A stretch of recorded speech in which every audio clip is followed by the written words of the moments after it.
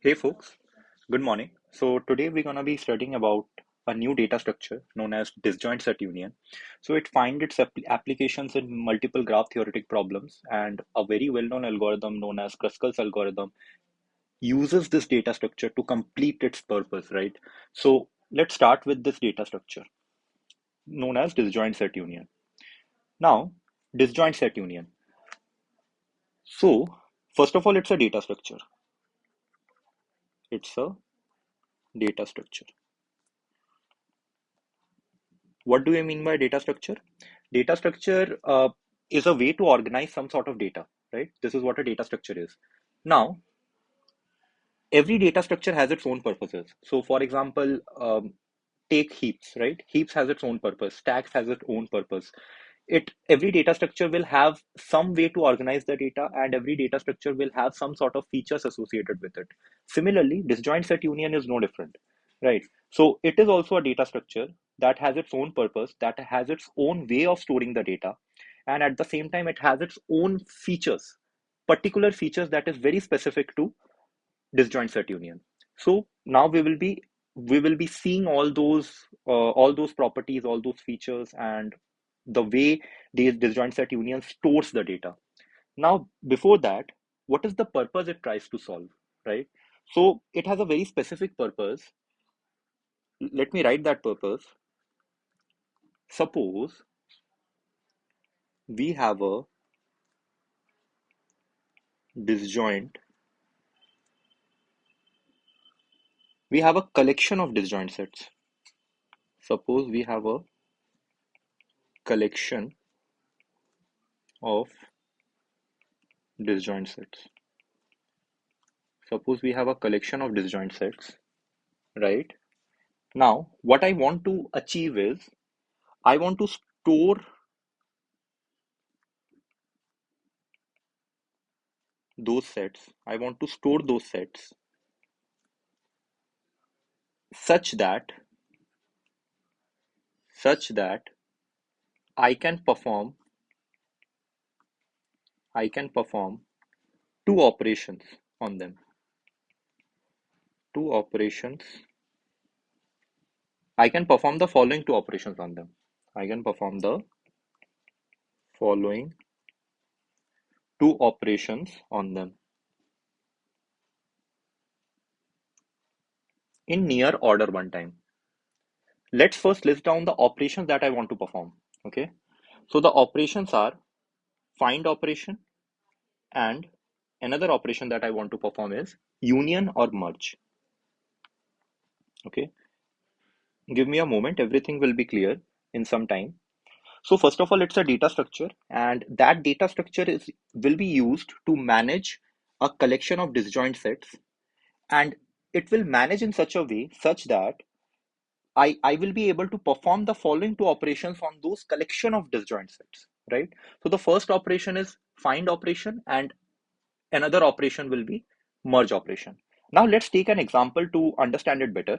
For example, the collection of disjoint sets is this: 1 comma 2 comma 5 and 3 and 4 comma 6. So I hope you already know what do I mean by disjoint sets. So disjoint sets are, if you take any two sets, you will find no common elements between them. Hence, they are disjoint. So it is disjoint is a term that we will be seeing. We have seen, I think, in the set theory part, right? That where there are multiple sets and no two sets will have any common elements between them. So that is what a disjoint set is. So if you see that in this collection, if you take any two sets, no two sets will we have anything, any element in common, right? So this is a given collection of disjoint sets. Now, what do I mean by the find operation? So if I perform find operation in this collection of disjoint sets, what I would be getting, what I would be expecting. So find operation is an operation that takes two elements as input, x comma y, and it returns what? It tells me if x and y belongs to the belongs to the Same disjoint set or not? Same disjoint set or not? Okay. Now let's take an example. Suppose I tell you that find 2 comma 3. What should I return? And first of all, yes, of course, if I mention a function and its input parameters, I also have to mention the type of output it's gonna give, right? So the type of output will be a Boolean value. That is, it tells me whether X and Y belongs to the same disjoint set or not. If 2 comma 3 belongs to the same disjoint set, then I will return true. If they do not belong to the same disjoint set, I will return false, right? So tell me whether 2 comma 3 belongs to the same disjoint set or to two different disjoint sets. I think they belong to two different disjoint sets. Hence, the output will be false. So that's what we're gonna achieve by this find operation. Got it? If I apply find operation on this collection of disjoint sets, I would be getting true or false, depending upon whether X and Y belongs to the same disjoint set or it belongs to the different disjoint set. Now, if I apply merge operation, okay, let me take one more find operation. So if I have find 4 comma 6, of course it should return true. Why it should return true? Why it should return true? Because both of them belong to the same disjoint set, right? So it should return true. If two of them do not belong to the same disjoint set, then it should return false. Cool. Now we have merge operation. Now merge operation also takes two input elements as an two elements as an input, and the output will be void, by the way. So merge operation is an operation that will change the structure of the that will change the composition of the collection of disjoint sets, right? So as the name only suggests, it will basically merge two sets. Okay, so what does it do? Let me write it down clearly. So it merges two disjoint sets, two disjoint sets where X and Y resides, where X and Y resides. So it doesn't return anything, but it simply merges the two disjoint sets. It changes the structure of the collection, right, into one. So that's what it achieves. So let me take an example. I think it will be clear after that. So merge 2 comma 5. Merge 2 comma 5. So 2 and 5 belongs to the same disjoint set. So there is no point of doing a merge, because the disjoint set where 2 resides is 1 comma 2 comma 5. The disjoint set where 5 resides is 1 comma 2 comma 5. What do I mean by merging both of them? It would return me the same disjoint set. So there is no point of merging, right? I shouldn't have taken this example first. I should have taken this example first, but fine. I hope you understand. So 2 comma 3, merge 2 comma 3. Now if you see that 2 is in a different disjoint set, 3 is in a different disjoint set. Now, if I have to merge two disjoint sets where 2 and 3 individually resides, so what I will be getting? 2 resides on 1 comma 2 comma 5 and 3 resides on this disjoint set. Now, if I have to merge them, what I will be getting? I will be getting 1 comma 2 comma 3 comma 5. Correct? It shouldn't be like, it's not necessarily be in sorted order, by the way, but still 1 comma 2 comma 5 comma 3. Suppose this, right? So these two disjoint sets will be merged into one. And how my new collection would look like? My new collection would look like this: 1 comma 2 comma 5 comma 3 and then 4 comma 6. So if you see that it returns nothing, but it actually changes the structure of the collection. So this is what these two operations are. Now what we need to do, I need to have a data structure that will store a collection of disjoint sets. The first purpose is to store a collection of disjoint sets. At the same time, that data structure should facilitate me to perform this find operation and this merge operation in near order time, in near order one time, in near order one time. So that's what my purpose is. Now, of course, there is a brute force way of doing it. For example, this collection, you can store it in the form of vector of vectors, vector of vectors. So I am talking in terms of C++. So if you are a Java person, then you can easily think of it as an array list of array lists, right?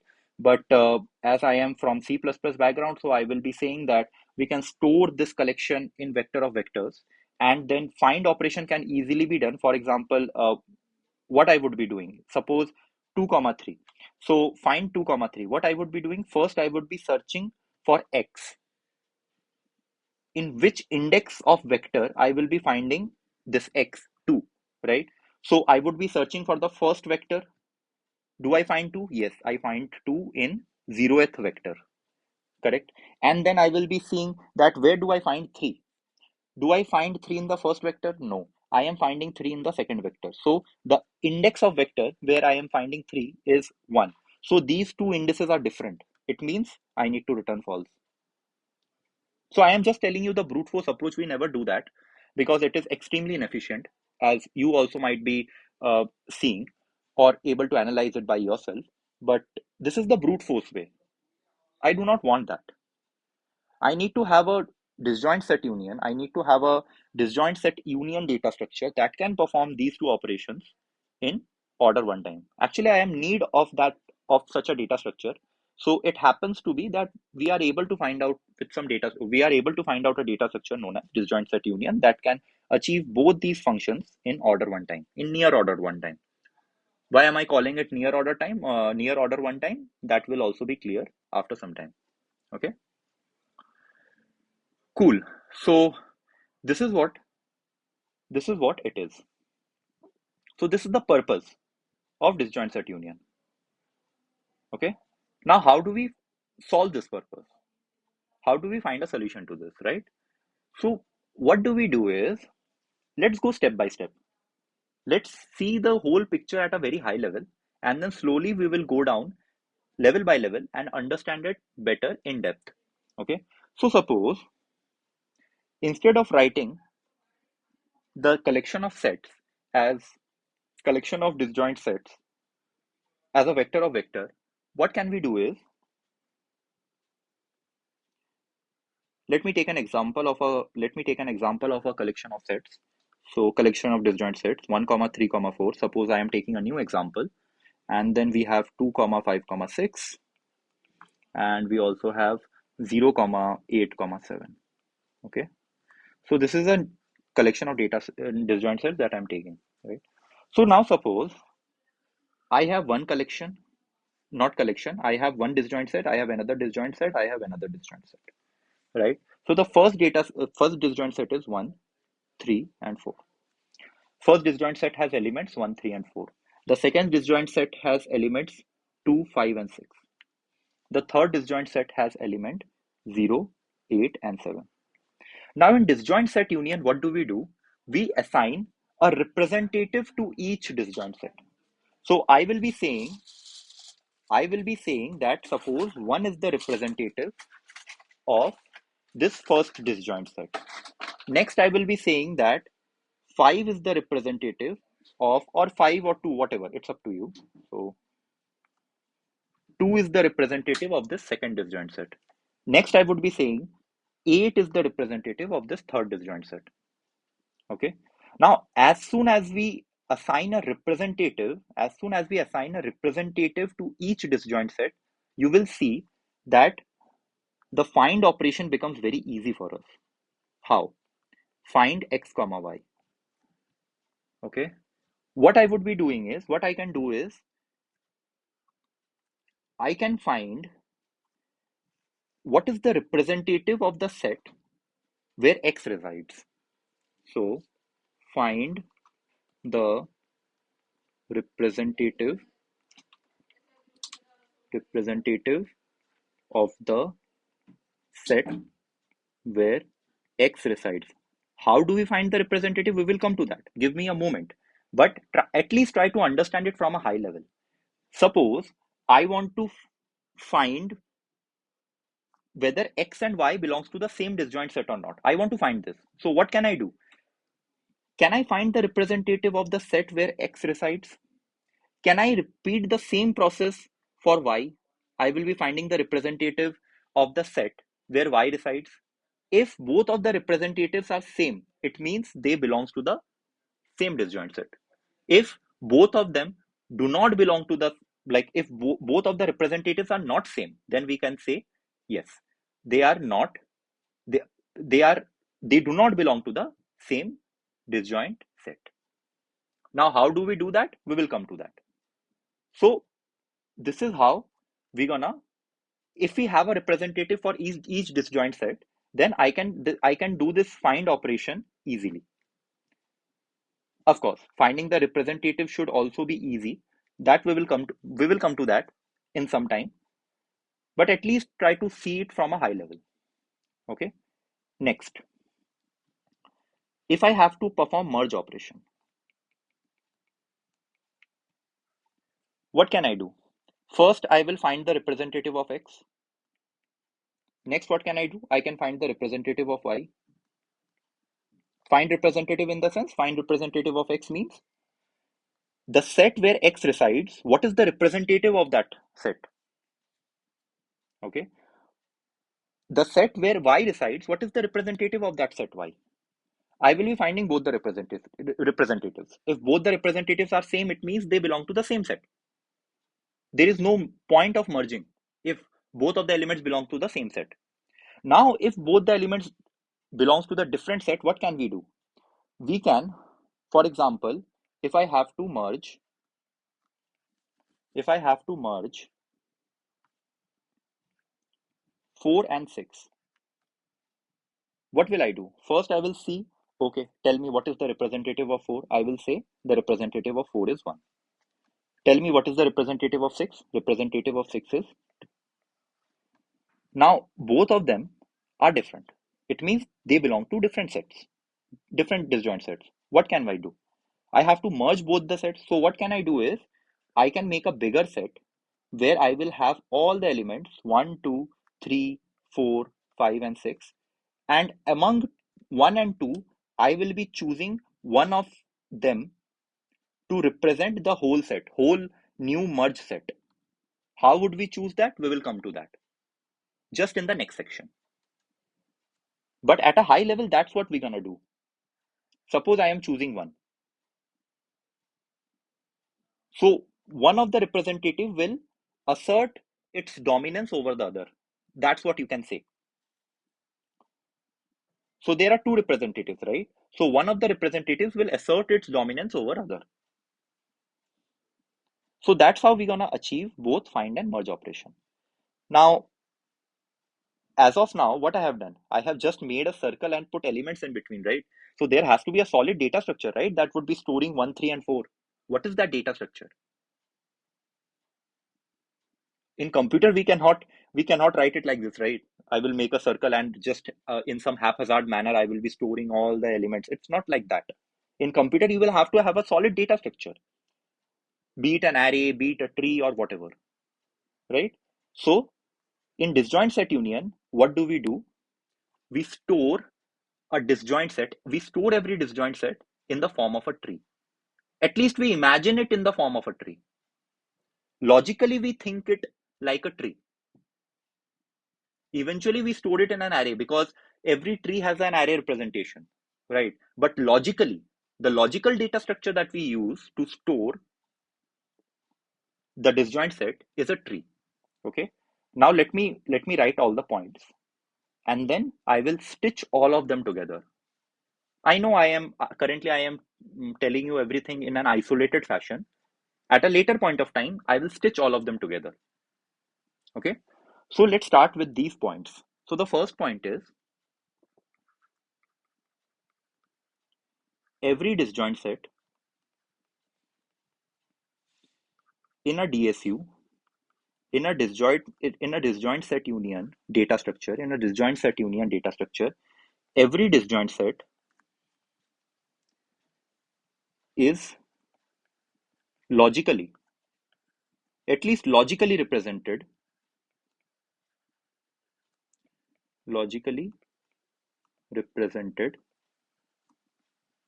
as a logically represented or visualized, whatever you can say. Logically represented, visualized as a tree. Okay. Next, every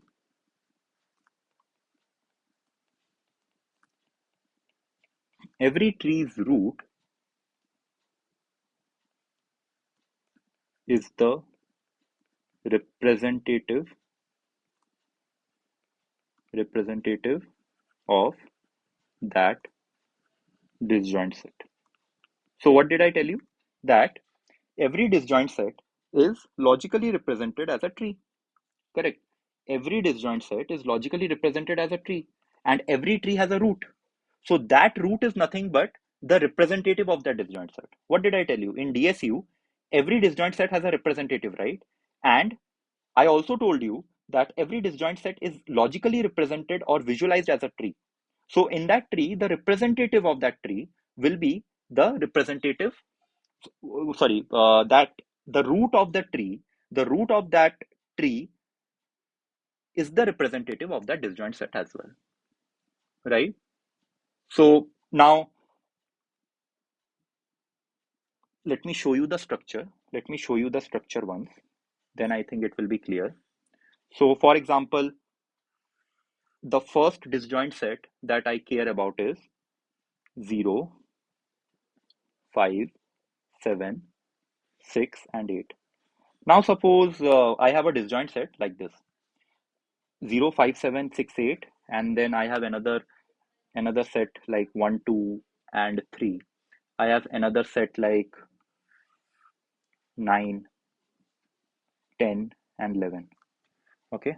Now what did I tell you? The first thing is every disjoint set will be represented as a tree. Now let's create a tree out of it. So what can I do? I can make 0 the representative. I can choose any one of the element as representative, right? 0, 1, and 9. Okay. Now how the representatives are chosen, that will be clear after some time. But as of now, suppose this is the disjoint set. These are the disjoint sets. This is a collection of disjoint sets where 0, 5, 7, 6, 8 is a disjoint set. 1, 2, 3 is a disjoint set. 9, 10, 11 is a disjoint set, right? Together. And 0 is the representative of the first set. 1 is the representative of the second set. 9 is the representative of the third set. Okay. Why they are the representative, how we have chosen that, don't worry about that. Suppose I am using the word suppose this is the disjoint set and these are the representatives, right? Now what I will do is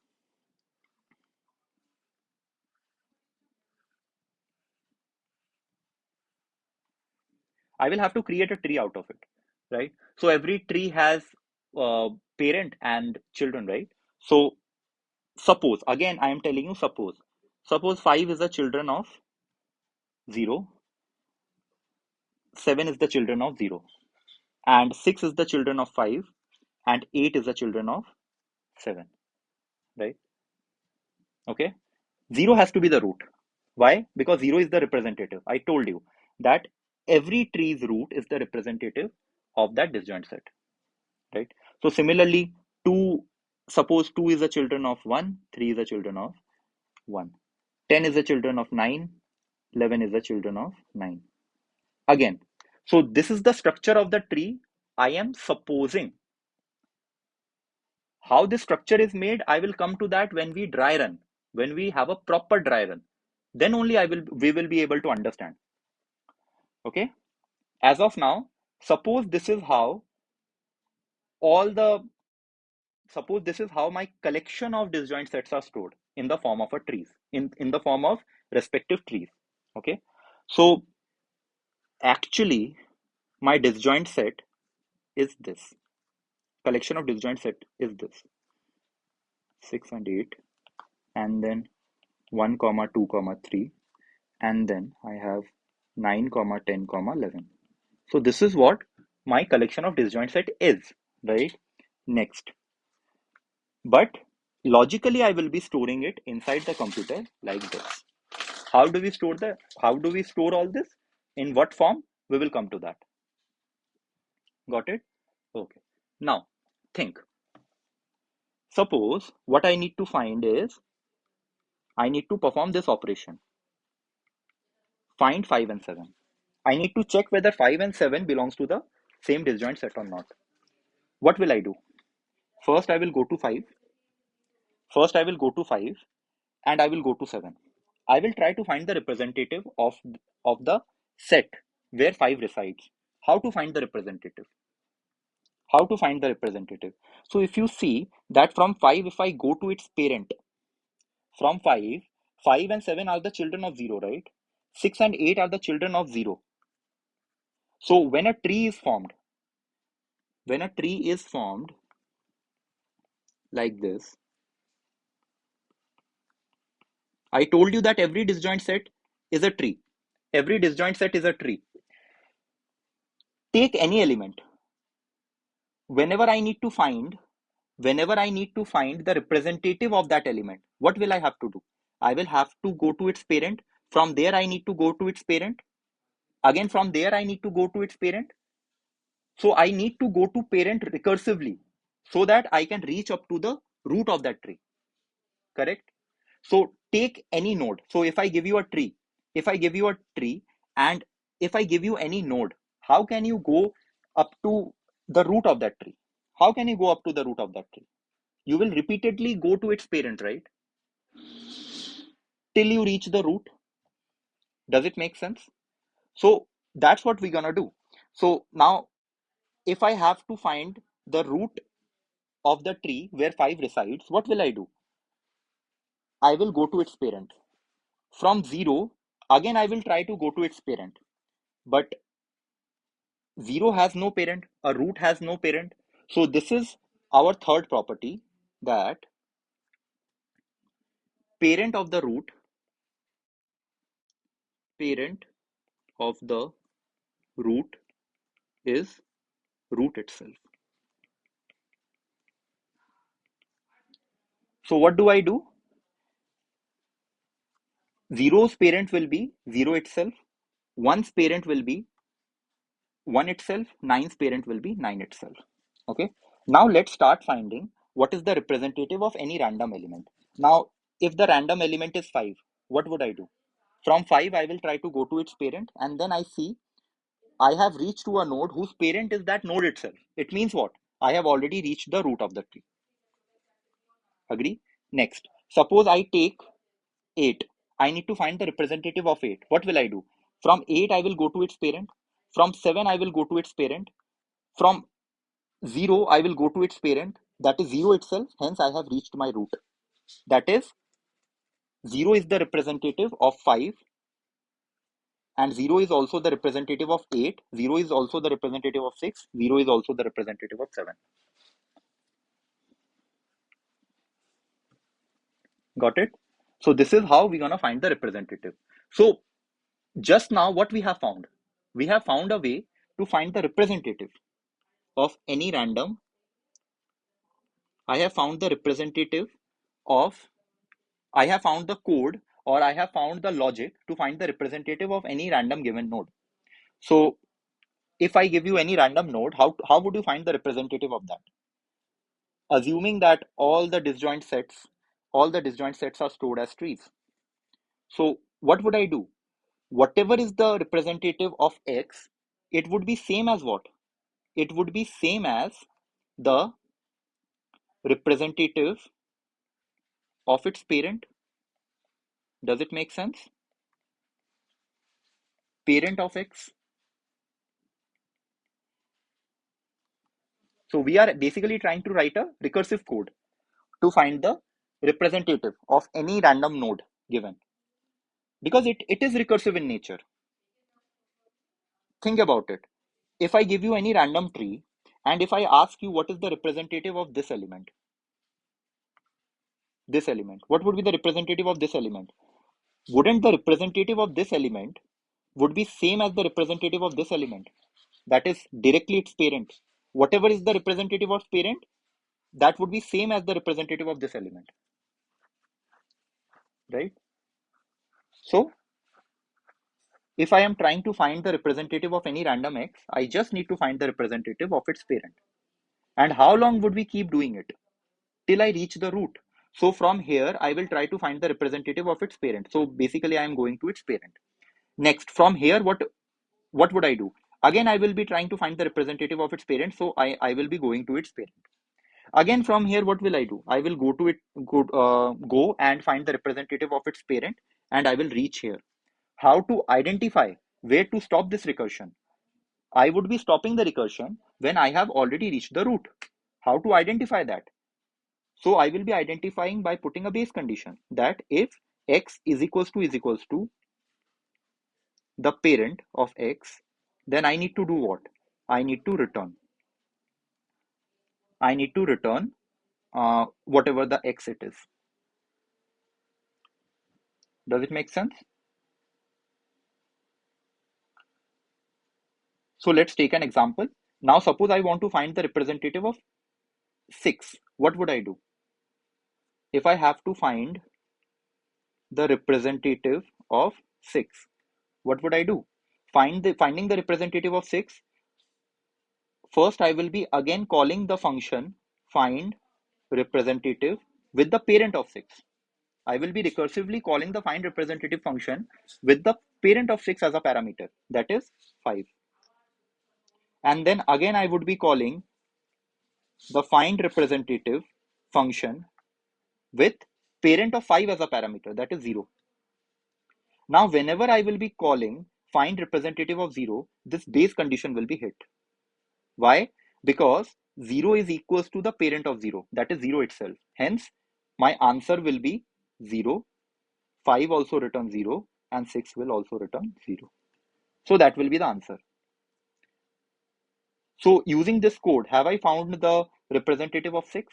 Yes, I have found that. So that's what it is. So this is the code for finding the representative. Recursive code to find the representative. Now, how can I use this find representative function, find rep function, to implement this find? It's actually very easy. How? Now suppose I have to implement find x and y. Correct? I have to find x and y. What does it return? It returns a Boolean value. Correct? What can I do? I will do simply,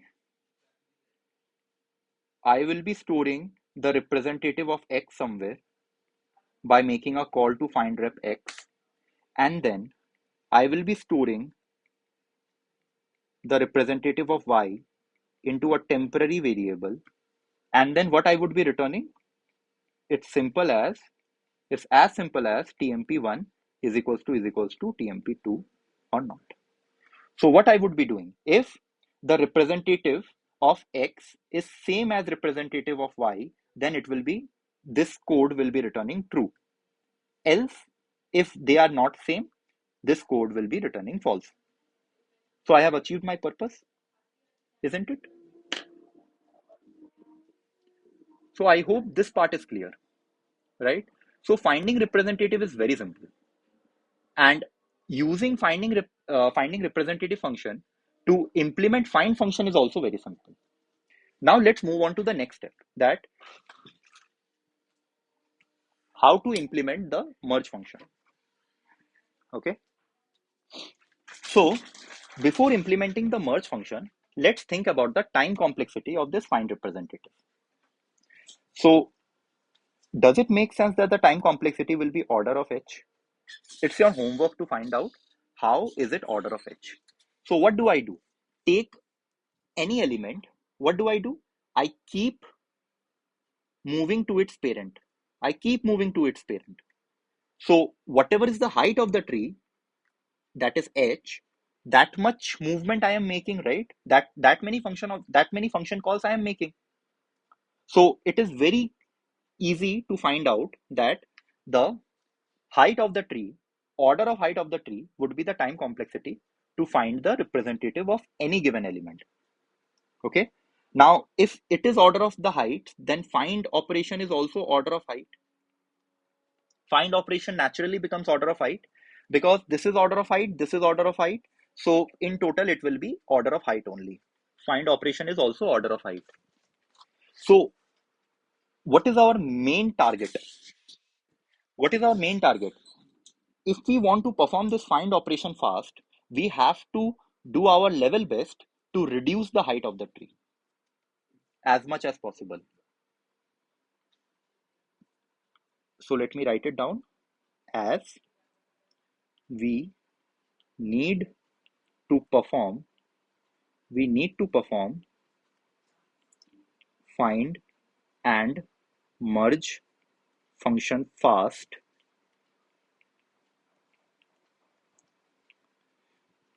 We need to reduce the height of each disjoint tree as much as possible. We will look into it, how we are reducing it as much as possible, right? So far we have studied about the data structure, what we are trying to achieve, what are the two functions that we are trying to achieve. Okay. After that, we have talked about the features of a DSU, features of the DSU in the sense how the disjoint sets are stored in a DSU. Okay. I have written the first function for DSU, that how to find the representative of each disjoint set using a recursive code. We have also found it out. After that,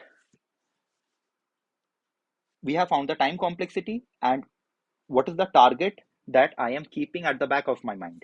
The target that I'm keeping at the back of my mind is I want to reduce the height of each disjoint tree as much as possible, so that if the height is reduced, then automatically the find operation will be reduced, and the find representative function will also take lesser time, right? Okay. So now let's talk about the merge function. Now let's talk about the merge function. This information will be useful when we talk about the merge function. Keep this in mind. Okay. Okay. Now the merge function.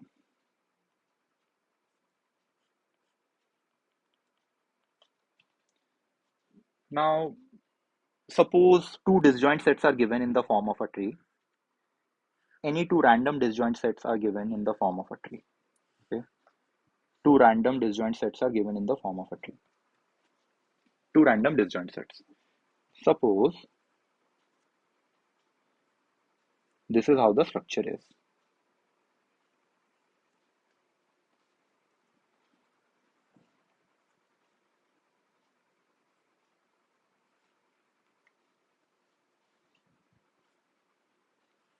I am just making a random disjoint set in the form of a tree. Okay.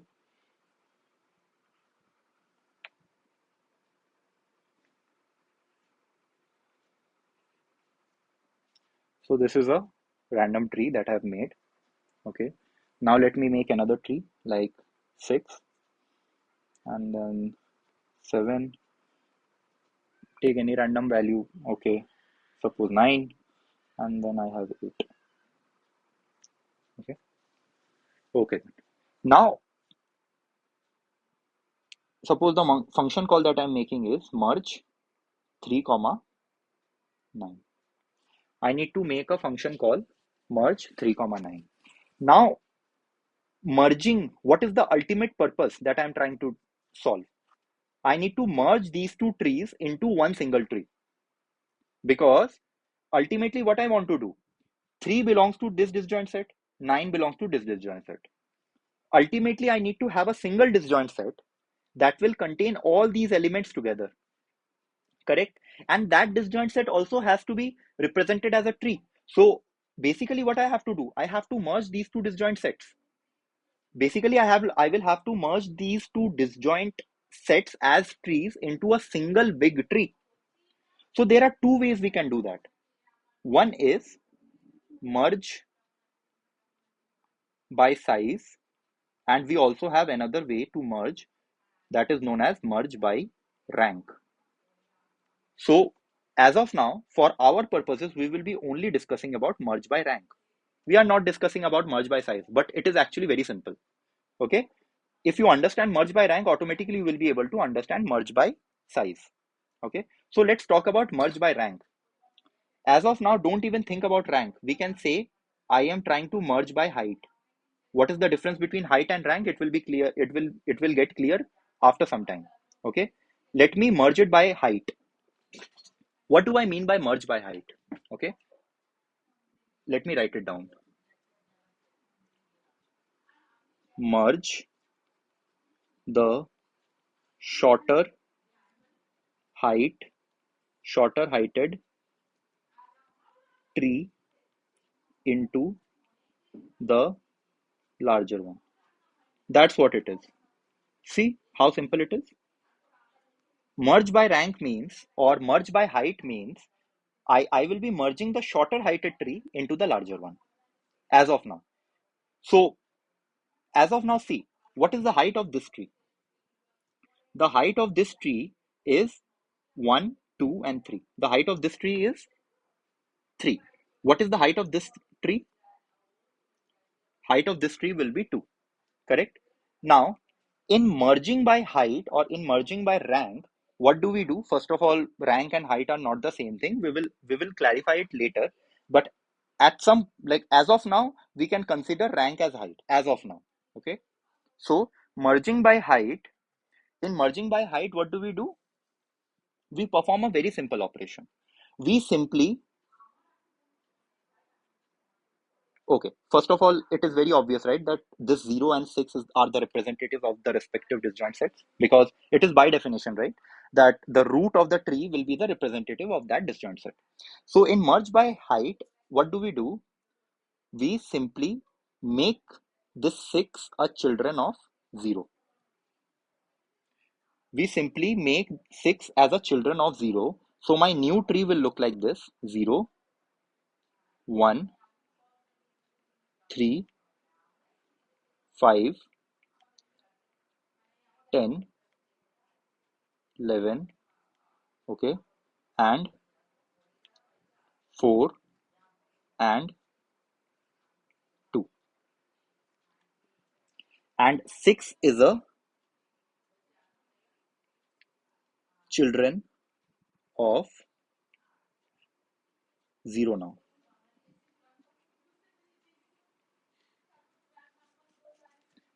So now see, 0 is again the representative, and basically what did I perform? As I already told you, that one of the representative will assert dominance over the other representative. So how did it assert dominance? 0 became the parent of the other representative. So now see, I was able to merge these two different disjoint sets into one larger disjoint set in the form of a tree, where one representative was able to assert its dominance over the other representative. How to make one representative assert its dominance over other? Simply make the other representative a children of the first representative, who is the dominating one. Now, how to determine the dominance? Which representative should become the children of whom? That we determine by the height. So, in merge by rank or height, what do? The logic is very simple. Merge the shorter heighted tree into the larger one. That is, whatever is the representative, make the representative of the shorter tree, make the representative of the shorter tree a child of the representative child, shorter tree, a child of the representative of the larger tree, or taller tree. Rather than larger, it would be better if I use the taller term, taller. So that's what it is, right? So if we do that, automatically everything will be set. My disjoint sets will be merged into one, and one of the representative will assert its dominance over the other. Got it? So this is how we're gonna merge. Now I think merge by size is automatically clear for you now. So in merge by size, what do we do? The number of nodes depending upon the number of nodes. So I will make the lesser number of nodes trees representative, a child of the more number of trees representative child basically. So I hope you understand. So if you could see that in this tree, there are more number of nodes, right? In this tree, we have only 4 nodes. In this tree, we have 3, 6, and 8. So 8. Here we have 4. So what do? We make the representative of the shorter tree or the smaller tree by size a child of the representative of the larger tree by size. As simple as that. Now, why do we do that? The question is, why do we make the representative of the shorter tree a child of the representative of the taller tree? Now, I hope you can relate it with this.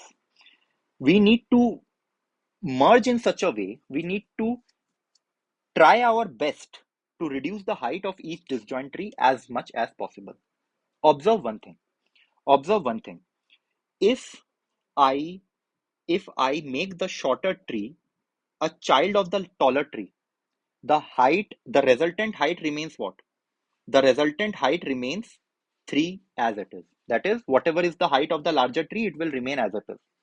If I had done that, if I had done the opposite, for example, I had made 0 a representative of 6, or sorry, not 0 a representative of 6, 0 a child of 6, what would have happened? What would have happened? The resultant tree would have been of height 4. It is very obvious to see because already the tree rooted at 0 has a height of 3. Now, when this 0 would become a child of 6, what would happen? The height would increase by 1. So 3 plus 1, that is 4. So if 0 had become the child of 6, the height would have increased by 1. But what do I need to do? I need to reduce the height as much as possible. So it is very obvious that I will have to make the shorter tree merge to the taller tree rather than doing the opposite. Got it? So this is what we're going to do. That is why I told you to keep this thing at the back of your mind. We're going to be needing it later. Give me some more time. Automatically everything will be clear when we stitch all of them together. When I show you a dry run. Okay? Now, how would you be merging? How would you be merging two trees? Right? Now suppose I have to write a merge function. Suppose I have to write a merge function. X and Y. I have to write the merge function. Cool. Okay, I will have to merge X and Y. Cool. How to merge X and Y? So first step is find the representative of X. That's the first step. Next step is find the representative of Y also. How can I find the representative of X? I can simply use the find rep function that I had already written to find the representative of X. Then what can I do? I can find the representative of Y using the same find rep function. Correct? Okay. Now, it's very easy, right? If representative of X and Y are same, then there is no point of doing merge. If they are not same, then I will have to do the merge. How? Now, I am doing what? I am doing merging by rank. So, what I need to do? If rank of representative of X, rank of representative of X is what? It will basically tell me the height of the tree rooted at representative of X, right? It will give me the height of the disjoint set tree where X resides. Okay. If the height of the tree where X resides is lesser than the height of the tree where Y resides, why am I calling height as rank? It will be clear. Give me some moment. Okay. So if the height of the tree where X resides is lesser than the height of the tree where Y resides, what would I do?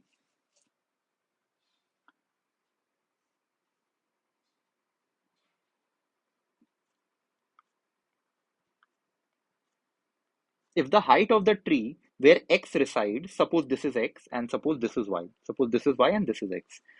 if the height of the tree where X resides is lesser than the height of the tree where Y resides, what do? I simply make X point to the representative of Y. Not X point to the representative of Y, but representative of X point to the representative of Y. So what do? I actually make the parent of representative of X equals to representative of Y. It basically means that I am making representative of X point to representative of Y. Because if representative of X is pointing to representative of Y, then representative of Y becomes the parent of representative of X, right? So that's what we have written. Now, exact opposite will happen in the else if case. In the else if case, what is the else if case? That if rank of representative of X is greater than rank of representative of Y, what do I need to do? I just need to do the opposite.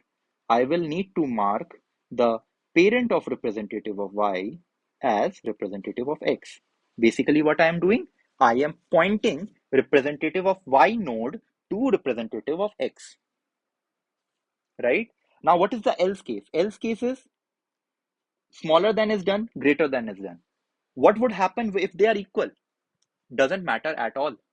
Doesn't matter at all. If they are equal, I can merge any tree to any other. Any of the two representatives can dominate. So let me take a convention. So I will be marking parent of representative of Y as representative of X. But here, one difference would happen. One more line of code I need to write. See, if two trees of same height, so if you can see that both the trees are of same height, okay? Now, if I am merging this to this, so what happens? The height of the one tree would increase by 1. The height of the tree where that became the parent, the representative of the tree that became the parent of the overall tree, the height of that tree would increase by 1. If you could see that the height of this tree has increased by 1. Earlier it was 1, now it has increased to 2. So what I would do is I would be increasing the rank of representative of X by 1.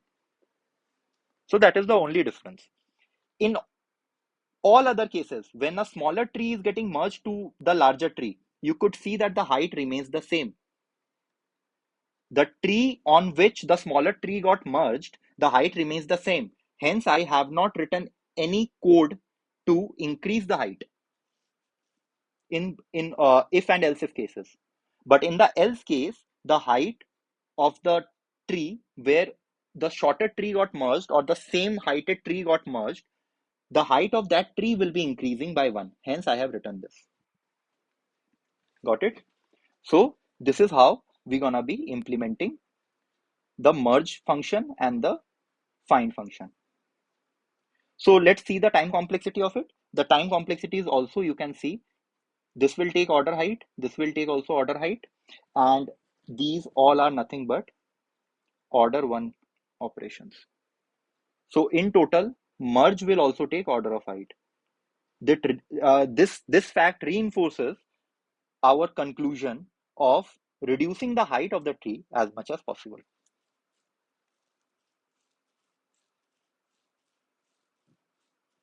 Cool. So now there is another thing that we need to consider. So at the very first step, I told you that I want to find the find and merge function in order 1 time. But now I am telling you that the height, it should be order of height. How can I reduce it to near order 1 time? Okay, how can we reduce it further? First of all, how can we reduce it further? That's the first thing. How can we reduce it further? We can reduce it further by a concept known as path compression.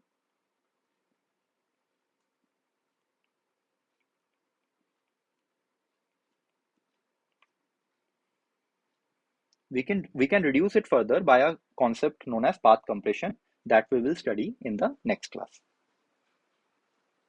So in the next class, what we will be doing is we will be studying the concept of path compression, and along with that, I will be taking a example. I will taking an example that will give you a dry run on how are we making all these connections. Like I have given you this tree, right?